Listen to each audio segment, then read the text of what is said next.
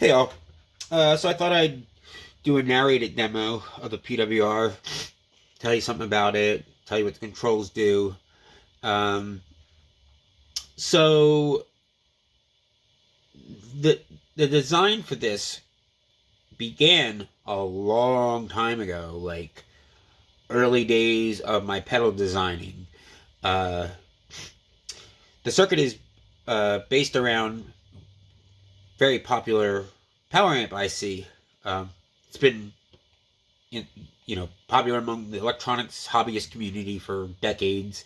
Eventually, the DIY pedal community got into it, and people use the chip to make little practice amps, fuzz pedals, distortion pedals, noise makers, all kinds of stuff. It's a very versatile chip.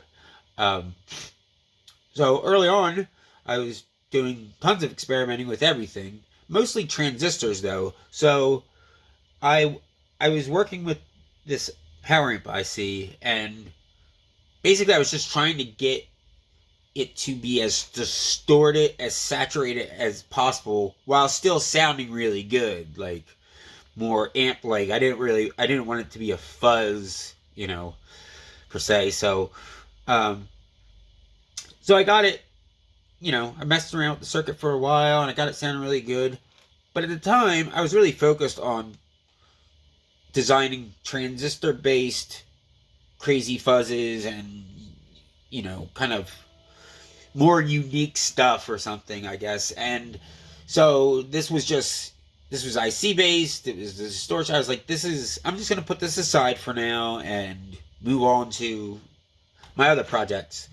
Um, and so it sat, in a envelope for the past, 12 years or so. And then maybe 6 years ago, I was thinking about how, while my regular lineup of pedals is packed full of distortion based pedals, it's mostly fuzz, and then, like an overdrive, like the Behemoth. But there was nothing what people would, what you would call distortion pedal. And obviously they're all distortion. But, when people talk about distortion, they're usually talking about cranked amp distortion. I think of it as an overdrive that is super saturated. Like if you stacked overdrives, it becomes distortion. It's, and overdrive is, generally a pedal that's supposed to sound like an overdriven tube amp. So this is, that. It's, I wanted something that sounded like a giant wall of amplifiers. Not necessarily trying to emulate it, but just get inspired by that, that massive, dense distortion sound. So I thought, and I also wanted to have something that wasn't transistor based, because I have to like sort through transistors for all my pedals, and it's kind of a pain in the butt. It's I wanted something that I wouldn't have to go through that. I wouldn't have to buy all these transistors and measure them, all this stuff. I just wanted something that was IC based, so I could at least when it comes to the construction, I could just pick up an IC, put it in there. I don't have to, drive myself nuts. So I thought, oh, hey, I remember I had that power amp distortion that started years ago. So I dug it up and put it on the breadboard, and I was like, yeah, this is it. So I started tweaking it. I hadn't messed with it in so many years, and it sounded great, but I was like, I need to really focus on getting this exactly the way I want. And it didn't have a tone control at that time, so I was like, didn't really have many controls, really. It just had the core circuit. So I worked on putting a tone stack in, something that would allow you to sculpt the tone of the pedal. Um, and I have a particular type of this circuit that I use on all my pedals. They're not all the same circuit. It's the same circuit structure, but then all of them have different values. So it's like different tube amps. They have different tone stacks in them to, like different amps by the same manufacturer will have like the same circuit structure for a tone stack, but the values of the components will change depending on what you want, whether it's a bass amp, guitar. Anyway, so yeah, so I did that. But I also liked the raw sound of the circuit too. And with the tone stack in there, you couldn't get it to sound, no matter how you tweak the knob, the two tone knobs, you couldn't get it to sound just like it does when it's that circuit's completely bypassed. So I thought I'll just put a switch in that bypasses it, so you can have that raw sound. It's very it's a very mid-rangey, very like kind of classic 70s kind of tone to my ears, which is one of the things I wanted from this. I wanted it to kind of make me think, 70s Sabbath and, Deep Purple and Blue Cheer and just all, just heavy, wall of amp kind of stuff, players and groups and stuff. And I also wanted it to be, have some, have some connection and sounds of modern, more modern quote unquote groups like Sleep and Sun. And so I set out to get this to be exactly what I wanted in my head. And I, obviously I wanted it to have tons of low end. That's kind of a criteria for my pedals. They need to be able to, they need to retain the low end, if not boost it, which this does in like some of my other pedals. So I wanted it to work well on, and I wanted to work well on bass as well as guitar. I wanted it to be super high gain but low noise, which took a lot of work, but I got the signal to noise ratio really good. So it's, it's got more gain than it even should technically be possible from it. I use my alchemy on this one, and but even when it's really, the gain is so high that you could like tap on your guitar and hear the wood. It's still, the noise level is extremely low. There's a little bit of hiss if you're like idling, but no more than if you had a amplifier cranked up and you had to, just your volume of guitar roll back. And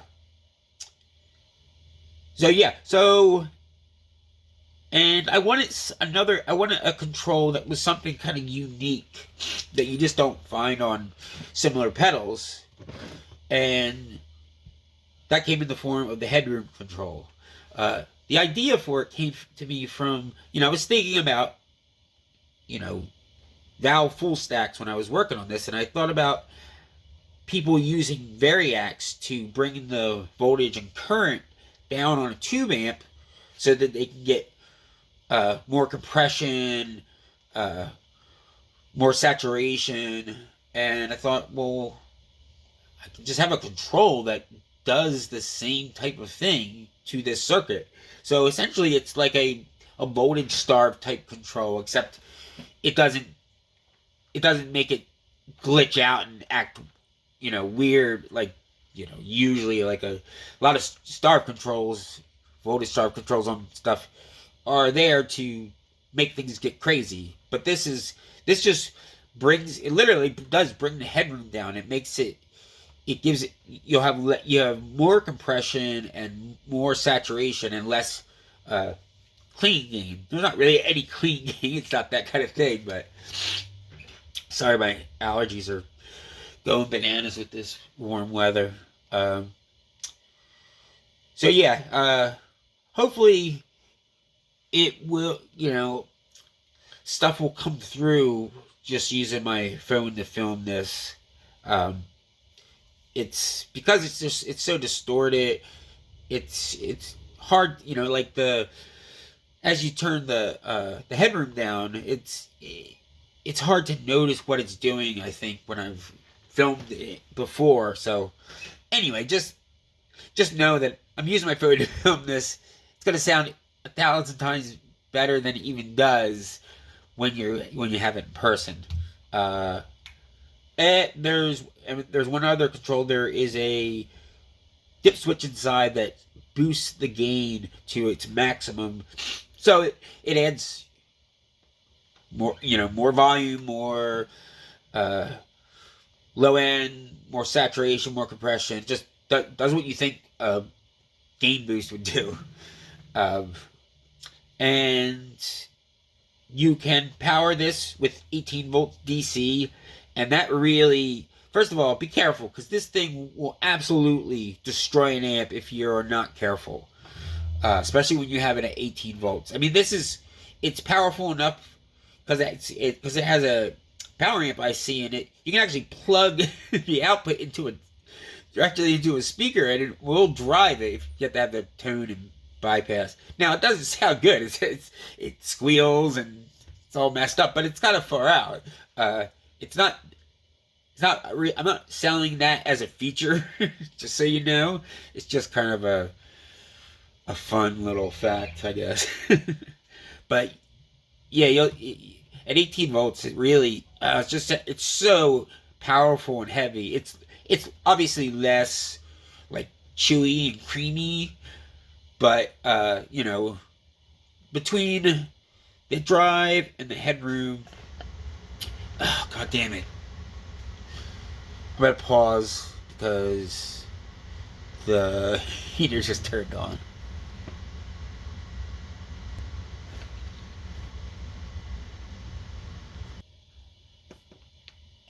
Alright. The heater has turned off. Oh, where was I? Well, let's take a listen to it. And I'll tweak the knobs and you'll see what's up.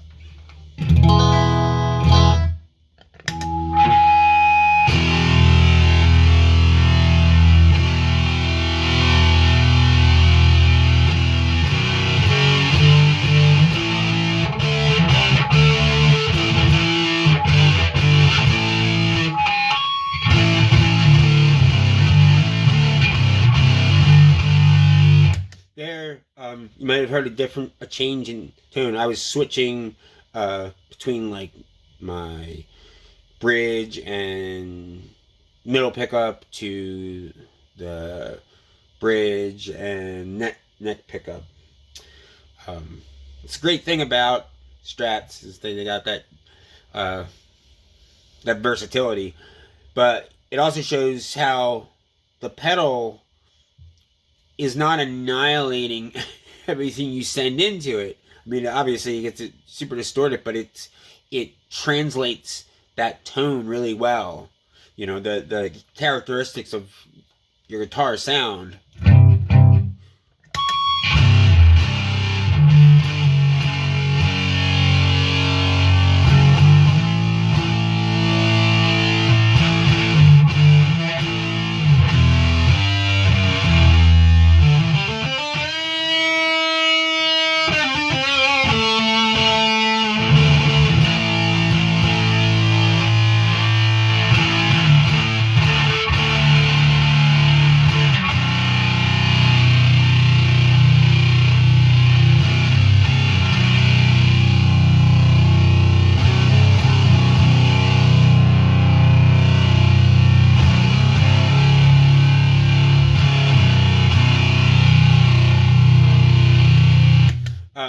designed the tone controls to allow you to sculpt the highs and the high mids while leaving the low mids and like the sub bass stuff unaffected, so that it's always heavy no matter how you have it set. Even at its most, bright sounding, it's still, the low end is still there. Check it out with the tone and bypass.